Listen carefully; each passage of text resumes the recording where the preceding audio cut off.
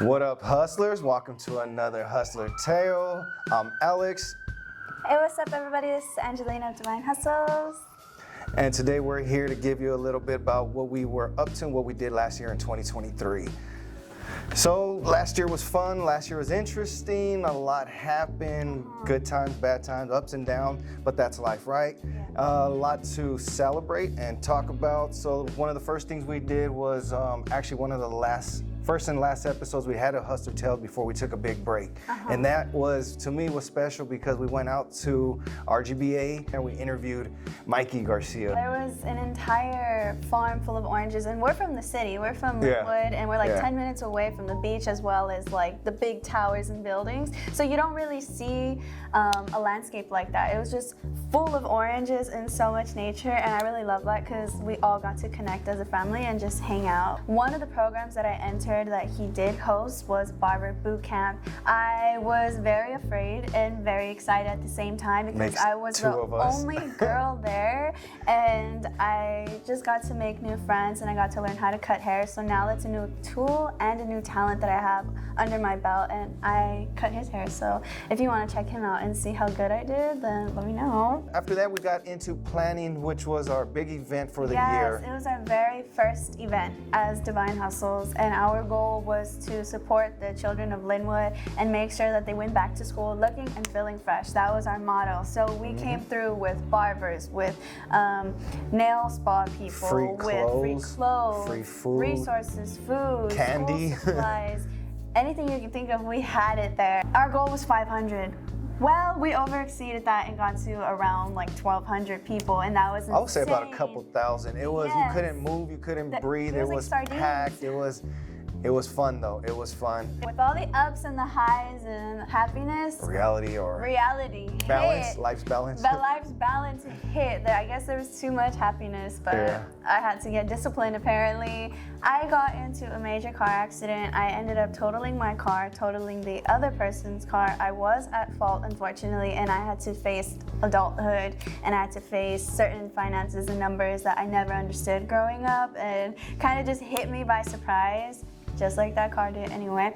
And that was 2023, real quick, real fast, real simple, good, bad, ugly, enjoyable. Now we're on to Hustler Tales again. If you've been watching the last few, they've been really enjoyable. They are now interactive. You guys can now join in and paint, draw, color, and have some fun with us. I hope you've enjoyed the last few. We got a good one today. Today we have Paul of Pauly's Project. He's so sick. He's a huge community man. You guys probably know his name by now. He's huge on Skid Row. He has the biggest heart, and he loves to support his community. Stay tuned, everybody. Hey, everybody. We're all set up and ready to go. I can't keep you waiting for too long. We have our special guest, huge community man, big heart for everybody out there. Let's give it up for Paul of Pauly's Project. Hello, hello. Hello, thank you for coming. Thank you, happy to be here. Of course, he came a long way, so if you guys want to stick around to hear a story, make sure to stay tuned. All right, are you ready? We're gonna be painting today. As you can see, we got the brushes, the paints, the canvases.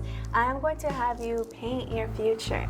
Okay, that's awesome. So let's do it. To it. All right. All right. Okay. Wait, what? That's my future? Wow, what the heck? Is this for a different guest or? This is for today. Oh, wow, interesting. Today. So. It wasn't. Look at his face, look at his face. I know, I'm kind of embarrassed. I'm red, I don't know what to think. You are. Well, I give out hygiene kits, so I'm like, I don't want to waste it. Could I keep it give this out in the streets? Okay, cool, we'll work with this. Yes. Interesting. So, the whole goal with this, so I paint, right? That's like my favorite medium. I love to paint, and being that I'm a girl, of course I use these. So, I was like, one day, I don't know what triggered me to be like, hey, I'm gonna use a pad, but I use a pad to clean my brushes. I wanted to incorporate it into ours so you can paint just like how I paint. Nice, there you go. I like it, okay, interesting. All right. So, let's jump into who you are. Where did you grow up? So I grew up in the San Gabriel Valley, which is where I live, about 20 minutes east of like downtown LA. So I grew up out there. spent a lot of time in like East LA though. I had a lot of family out there, so my mom would always take me out there. So, but I would say LA guy. What is like one memorable place that you would recommend to go eat at? Ooh, that's a good one. Well, I don't think it's not there anymore, but I think it was on 3rd Street. There's a little restaurant called Acapulco's, and we used to always go with my grandpa. Unfortunately, like I said, I'm not sure if it's there, or we go to like King Taco. There's always some Mexican restaurant, like that's all I eat. Like that's my theme. So yeah, we'd have a lot of good spots out there in East LA. And what's like a good place to shop or just to spend time? I always remember the 1st Street market. I think there was I was just little, but we'd always go to some guy, Joe the Butcher, and it was the owner, and it was like a family friend. And when we were little, my mom would take us there, and he'd always give us like whatever we want, like, you know, if it's chips or, you know, anything you're excited for, 5 years old. So we'd get our own soda and chips, and that like made our day. So yeah, That's Joe the Butcher, so he was cool. awesome. That's a sweet memory. I know growing up, I used to love going to, so I'm from Linwood. I like going to this carniceria. It's around the street, like down the street from where we live. And my favorite part is getting like chips and candy from exactly. there. Yeah, especially when you're little. It's like you just want that candy and Or like make your 99-cent store, get snacks. Yeah, it's the simple things. Yeah, exactly. But you know, not having my dad around, I know her, you know, all my friends, dad would be in the bleachers, you know, baseball games or sports. I'm like, where's my dad, you know? So that was kind of rough, but you know, it is what it is, so. How would you say that's shaped you into the parent and the man you are today? Oh, it's a huge impact on me because, you know, I think of my son, you know, and we'll get into Pauly, but, you know, Pauly being, you know, blind and autistic and special needs, you know, I think, you know, my dad wasn't there for certain times in my life, so I would never do that to Pauly because I don't want him to have the same hole in the heart that I did growing up, you know, and especially in his situation, like he needs me even more so. So, you know, I just try to be a really good dad, and going through that experience for myself, I would never want my son to, you know, go through that, so. What thoughts went through your head when you found out you're going to become a father? Unexpected? Yeah, it was like right out of high school. So we were super young, and it was like, yeah, it was one of those things like, oh shoot, you know. So it was, we were nervous, we were scared, you know. So 18, 19? Yeah, I think I was 19, yeah. So it was tough, yeah. It was one of those things like, how do we tell our parents? And, you know, we were so young, and it was mostly like, you know, high school sweetheart, whatever you want to call it, type of thing. Yeah. And, you know, when we found that out, it just pumped the brakes, and I'm like, wow, like life's gonna get real, you know. So it was scary. But yeah, I think what happened was we had our little game plan. I was like, all right, like the hardest part's gonna be telling our parents, you know. And so whatever you do, like, cause her mom was like, she was rough, and I already knew she was gonna like kill me. Wow. So I'm like, we'll go in telling your mom together, and we'll just deal with the consequences. So, excuse me, one night she called me, and all I heard was like screaming, and I don't know what happened. I'm like, what happened? She's like, I couldn't hold it in. I told my mom, come down now. She wants to talk to you. I'm like, dude, that wasn't the game plan. Like, what are you doing? Like, we were supposed to tell her together, and just. So I went down there, my heart's pounding. I'm like, how do I face the mom, you know? Yeah. So yeah, as soon as they opened the door, she just like ripped me a new one. Like, what the hell? This is my little princess, whatever. This is my little daughter. How could you, you know? And his mom was 18, and I was about to turn 20.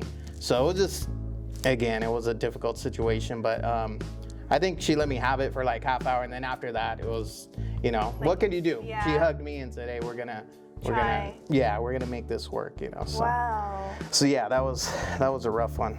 How about your mom? How does she take it? You're the youngest. Yeah, I think that the first thing was I told my brother, and then he's like, all right, we got to tell mom. And I know my mom, you know, I think if anything, they're not really mad. They're almost kind of like hurt, or not disappointed, but shocked. You know, it's like, you just got out of high school, your whole life is ahead of you, and then you tell them you have a baby on the way, and they're like, dude, you know, what happened? It's like, well, you know what happened, you know. But well, I didn't mean like that, but you know. Yeah. So it was tough. You know, I just remember growing up so fast, and we went through a lot, you know. So that was you know, it was scary, you know, we go now to Skid Row and you can see there's a lot of people, but going down there 5, 6, 7 years old, you know, it was like pretty overwhelming. So that part, you know, it was tough on me. And then, you know, as I got older, my uncle eventually passed away and stuff like that. So going through all this stuff, you know, it's hard. I feel like I'm jumping ahead. I gotta almost start with like Pauly, and then it kind of goes into the Pauly's Project story. So I don't want to get ahead of myself. But yeah, my uncle was a big influence in my life as far as like that whole Skid Row thing, and the fact that he was homeless and my mom would take me down there as a child. So, you know, having Pauly at a young age, you know, we found out he was blind and autistic, which was just like, you know, a punch in the gut. Is really hard to, you know, deal with, you know, and then it had, you know, effects on me and mom. Like she was, you know, I think she took a lot of it out on herself, like this guilt she felt. And I said, you know what, God just gave him to us this way. And it's not your fault, it's not my fault. It is what it is. So we found out at a young age that Pauly loved music, you know. So we put the little headphones on him. We call him like the little Stevie Wonder. He'd just be rocking back and forth.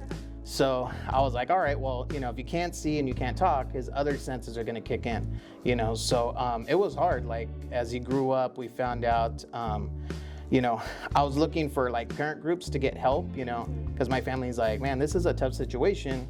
You and his mom, you're already having your own difficulties, but you need, as a single father, you need to, you know, get some type of therapy or help because it's affecting you, you know. So everywhere I'd go, they'd either have parents groups for kids with autism. So I'd go to that and they're like, oh, don't worry, our kids are nonverbal, they're autistic, but have them show you our point. And I'm like, no, you don't understand, he's blind too. So I'm like, forget the parents, autism parents groups, I go to the blind parents groups. So it was almost like on the flip side, they said, don't worry, Paul, our kids can't see, but have them tell him like, no, he's autistic. So long story short, both groups are like, how the heck do you deal with that? Like it's normally one or the other. Normally a kid is autistic or blind. It's very rare if they're both, you know. So yeah, so, you know, fast forward going into Pauly's Project, you know, when I would go and volunteer in Skid Row, there's one day and I saw this guy with headphones and it just stopped me in my tracks. I immediately thought of Pauly and the effect music has on people. So I was just like, dang, you know, and I went home, I was tossing and turning. I was like, all right, God, you put something in my heart, you know, how do we connect, you know, my passion of helping the homeless and Skid Row for my uncle and Pauly with music. So I said, I'm gonna start something called Pauly's Project in honor of my son. And me and Pauly would go to Skid Row and just hand out these free radios. So I thought they'd be more excited about the radio, but they were actually more excited to meet Pauly because it kind of humbled them as a homeless person. Like, wait, this kid is giving me a free radio. He can't see, he can't talk, and he's giving me a gift. And I was like, oh wow. So they were like, cool, the radio, yeah, put it down. But they were asking questions about Pauly, and I think their perspective is like, who am I to complain? Yes, I live in a tent, but I can still get up and do something with my life. This young man can't see and talk, and he's blessing me. It's like he's an angel, you know? So that's why when we started Pauly's Project, there was just such a big message. It was like, yeah, we're about community and giving back, but Pauly was like the whole inspiration and the motivation behind it. And what's something that you want your son to know? Yeah, with Pauly, it's hard because even people say, does he know about Pauly's Project? I'm like, well, think about it. He's never said a word in his life, so I don't know what he obtains, you know. But my thing is like, I just want him to know he's loved. And, you know, if you go to our events, you see when he walks in and everybody chants his name, like he could feel it, the energy and stuff. So, yeah, so with him, everything, you know, is touch and smell. And, you know, I buy him flowers every Friday. So, yeah, Friday flowers. So, yeah, I mean, I just want Pauly to know he's loved, and you know, I'm pretty sure he knows by now. And I always laugh. I feel like, man, this guy's a little celebrity. He has no idea. But I just want to put my son on the map. You know, everything I went through not having my dad around, that's why I go so hard trying to be a great dad, you know. So, yeah, that's a lot. It is, but I mean, it's your story and it's who you are. So as passionately as you speak about it, I'm here for it all. Yeah, exactly. Well, I always feel like when you watch a movie or there's like a documentary on somebody, it's like you see where they are now, but then you learn the backstory and it's like, oh, it all makes sense. So I think with me, when people hear my story, like they put me on a pedestal, oh, you're the best guy. And I'm like, dude, we have no idea what I went through, you know, like, because after, you know, me and Pauly's mom split up, I think Pauly was like 2, I went on a rampage. I was like drinking, fighting, DUIs, I went to jail, gun charges, like the Paul you see today, you'd be like, no. And I'm like, yeah, I well. feel like that. Who is Exactly, that? yeah. Who is this guy? Yeah, that's what everybody thought. But what led me to wake up, I think a second chance in life, was actually a high-speed pursuit. I know, you're gonna be like, wait, what? Yeah, Paul, high-speed pursuit. And I survived this accident. There was like 6 cars after me. I, flipped my truck like 6 times. I woke up in the hospital. And I was a young father, 24 years old. I'm thinking, I have to deal with my son who's blind and autistic. Me and his mom just split. Like, my world was ending. And I went out like this 2 years of just a wild mess. And I can't remember my mom's exact words, but it was something to the effect like, if you want to live for yourself, like, live for your son. It was like she hit me over the head with a bat knife. Those words, resonated. I'm like, what the hell am I doing with my life? So I think that's when I turned, the corner and had to change my lifestyle. Wow. And nobody understands the behind the scenes. Yeah, it's crazy. Like, I was going through your page and I saw 3 days ago, I believe you posted a video of changing Pauly sheets and all that. Yeah. Nobody understands the behind the scenes and how much work it takes. Yeah, it's really hard. People always see Pauly with his flowers and smiles, but I'm like, man, it's hard the day to day. He wets the bed or have a meltdown. There was a period, I think, from like 17 to 20 when he was super aggressive, and the doctor said, these are going to be your worst years because hormones, his body's changed, he's bigger, he's stronger, and he's frustrated, So, yeah, he would bite me, kick me, punch me. We'd have holes in our walls. I mean, we'd have to call 911. He was like super aggressive, and it was hard. I never thought we were going to get out of that stage. I think after 24, the doctor's like, all right, now he's going to taper off and mellow out. But, they would say like autistic kids are superhuman strength, and I think the fact that he couldn't see, it was just so frustrating, So now what he goes through, it's hard, but it's like we dealt through the rough period, so. But yeah, like ultimately, yeah, I want to grow Pauly's project maybe in, we focus on LA, but, it could go worldwide. It could be in different cities, different states, and like I said, it's in the beginning, it focused just on the homeless. But now it's, families in need. We have a kids corner too, a kids clothing program. We have a mentorship program. We're trying to open a community farm where, because at the end of the day, like, how much is it for groceries? Back in the days, you get a whole cart for $50. Now it's like $300 for a cart of groceries. So now we're doing a thing where we can help people get off the streets by getting them jobs to work on community farm and grow our own stuff. So it's like sky's the limit. Like, I have so many ideas. I'm just sitting back, like, orchestrating, getting the right pieces in play. And I'm telling you, you're like living my dream. But yeah. You know what I recently learned, speaking about produce? So when we did our back to school event, we were looking for like groceries and produce that we can give out, right? And we're speaking with people who are affiliated in that industry and know all about like. Sure. Yeah, and apparently I brought up the fact that whenever I go to my local market, the fruit is either it has fungus or it's like smushy or. I've noticed that. It's a lot of nasty food. Yeah. Exactly, and I'm like, why is that? And so they told me. And they say apparently because for the more, how do I say this? Developed and industrialized or wealthier areas, they are provided with the freshest fruit. All the good stuff, and like the stuff, it's not that the fruit is bad, it's just that that's what we're left with. And that's what they give to like the lower income cities. And I was like, dude, that's not. Yeah. How are you? I'm sure there's truth to that. Exactly. This area of nutrients and health. There's children, there's families, there's elder, like. But that after hearing that goal of having a farm ignited. Yeah, no, definitely. Well, I think when I was younger, like in the early stages of Pauly's project, all these are dreams. There's no way, it can't happen, blah, blah, blah. And then once we got our first cargo van and we got our first warehouse, I'm like, wait, things are moving, we're growing, like we're helping more people. Like, we used to serve 100 a month and now we're serving 1,000 a month, so it's just, you can't, you can't minimize yourself, and you just have to have big goals. And once you get the right team, like it's really hard to do everything by yourself. Like it's virtually impossible. You have to get the right people around you, and it takes time to find out who those people are. But once you have them, it's amazing things happen. If you were to give advice to those who do want to help with the homeless, what would you say?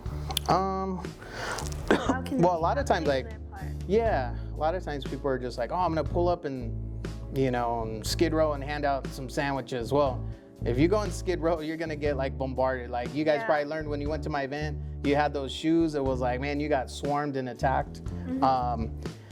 So it is hard, but yeah, I'd just say like try to go with like an established organization, like volunteer, you know, like Pauly's Project or an organization out there, and but you know, giving back like the whole streets and the whole outreach thing isn't for everybody. So, you know, maybe you can donate or maybe you can get items. Like there's always a way people can help, you know. Maybe volunteering on the streets, like I said, isn't for you, but there's a way that you can get involved. And, you know, everybody complains about the homeless, you know, situation, but what are we gonna do about it? Like we can't just turn our back and say, oh, the city has to fix it. Well, obviously the city hasn't done much, and that's why it's in this situation. Neighbors. Yeah. So we have to do our part. And I think our part is building relationships and being out there on the front lines and trying to get people, you know, into services and stuff. And as we know, you know, some want help and some don't, but we can't give up on them. Yeah, they're people too. I love volunteering. My dad has taken us to volunteer since I was young, and that's like my favorite part because, and it's like a huge stigma that I hate to hear when people are like, homeless, or oh, get away, or like, or they just treat them like they're inhumane. Exactly. But with all my experiences over the past years, there's not been any horrific encounters, none in which the way that people perceive them. Exactly. It's all like, oh, God bless, or thank you, or have a nice day, or one of my favorites, you got a beautiful smile, honey. Exactly. I love it. They're human, you know? And I do believe in second chances as well, so. Yeah. Well, that's why I get a lot of new volunteers, and I think their perception is like, the homeless are gonna be mean, they might spit on me, attack me. It's always like negative. And then they'll volunteer at our event. I'm like, well, now what do you think? And they're like, it was a complete opposite. These people were thankful, they were appreciative, they're saying God bless. It was like, I had to come and experience this for myself to see, you know. So I said, yeah, I mean, you know, obviously you're gonna get some that are mentally off or, you know, upset or what have you, but honestly, the majority of them are very appreciative and thankful, you know? So that's why I was just, you know, people are like, man, to get your views up and your clicks, you should put all the craziness and fights. I'm like, I've seen so much drama in the streets. Like I could have a whole movie out, people getting jumped and doing dope and shooting, but why would I want to put that and portray it? Like homelessness already has a negative stigma. You're not gonna find that on my page. I want it to be more uplifting. Yeah, like this is my friend who's homeless, but we're helping him, or make it more positive, because you could go on YouTube, you'll find a bunch of homeless garbage that just portrays them in a negative way, and you know, shooting up dope or getting stabbed, or you know, all the things we see out in the streets. But it's like, I don't want to put that, because it's like, that's just not my thing, you know. Exactly. They have their own personalities. Yeah. But some of life's like biggest lessons I've learned from just talking to people like in the streets, you know. And it's like, I was talking to one guy, and again, you know, nobody's backstory, you know, and he was like, I think I talked to him like a couple months ago. He's like, dude, I was just like you. I'm like, well, what does that mean? And he's like, just a regular guy. And just, you know, what happened was, because I was like, how did you end up in Skid Row? You're hooked on heroin, like you're a hot mess right now. And he said, no, a year ago I was a chef, but I lost my job, and then my wife, we ended up getting divorced. So she took the house and she has the kids. So people said, shoot, like you have no family, like you're gonna live in the streets, you might as well go to Skid Row, because at least you can get free meals from the shelters or whatever. So he's like, I knew nothing about Skid Row. Again, I'm just a normal guy who worked at a restaurant. I was a chef. So my wife took everything, you know, things happen. So I go to Skid Row, and he's like, mind you, I don't drink, I don't do anything. But being in that environment was stressful, and I'm like, this is crazy out here. So I started drinking, you know, and he's like, then it went to weed, and then next thing you know, somebody offered me heroin, and because I was such a bundle of nerves out here, I did it, and now I'm full blown like hooked on it. So he's like, when people say, you chose to be homeless and you want this life, so I was like, I didn't really want it, it just happened, like life happens. So I heard his story, I was like, wow, that's true. Like, who are we to judge? You never know what people go through. And you know, it's not like in 4th grade when you're just, what do you want to be? I want to be homeless when I'm older. Like, things just happen under the circumstances, and sometimes you have no control. So maybe it takes somebody like Pauly's Project to uplift them and help them and say, bro, you're not alone. Maybe we could help you, you know. Yeah, because they were once children with big dreams too. Exactly. So I think I just see it like in a different perspective. And I think a lot of that has to come from Pauly, you know, because he's just given me this huge heart and stuff I deal with him, you know, and then I go out in the streets. And so, yeah, it's interesting. Would you like to reveal yours first? Yeah, so the theme was, where do you see Pauly's project? So in my head, I just always like downtown LA, helping more people, growing. I wanted to do the food bank and the mentorship program, but I'm like, I don't know how to do that. So it's not the best, but it has a downtown theme, little sun, says Pauly's project, a couple little people. A little cheesy, but I was caught up in the moment of sharing my story, so. I love it. That's when the real emotions come out. Exactly, you know? So it is what it is, so. Okay, you ready for your unveiling? I am ready for my unveiling. All right, yours is gonna, I know you're quite the artist, so it's gonna put mine to shame, so. No, so speaking with Paul, he's like I said before and plenty times throughout this video, a huge community man, and he's all for giving people a second chance. And throughout that, I kind of just painted what I felt in the air. So this is a painting that represents, this is gonna be Pauly, you know, and I wanted to do the flower because I know he loves flowers, but at the same time, you're helping him grow. But in all generosity, you gave him that chance to just live. You know, and then you give so many people on Skid Row or in general the opportunity to live and to see them as individual human beings. So this is you're a watering canteen, and you're just spreading love. And I put like little music because I know that he loves music. So you're giving him all that he needs, but it's not only a representation of you and Pauly, but as well as the work that you do for everybody. Amazing, awesome. I love the theme. Thank you, appreciate it. I try to come up with something very fast. Yeah, that was good. I like it. Thank you. Thank you guys so much. This is like the first time I get like super emotional. But thank you everybody for spending your time with us today, for watching this. I hope you got to paint as well too. Next time we speak with him, he's going to be doing so much more for his community. Any last messages you would like to share? Yeah, just follow us on Pauly's project. Paulys, because I know sometimes people do IES, but Pauly's project, you can see what we're doing, our events coming up. If you want to volunteer, you want to donate, plenty of ways to get involved. There's no excuse. We need you to help Pauly's project, so thank you guys very much. Thank you, and thank you guys. Remember everybody, be kind, support each other, and keep hustling. Peace.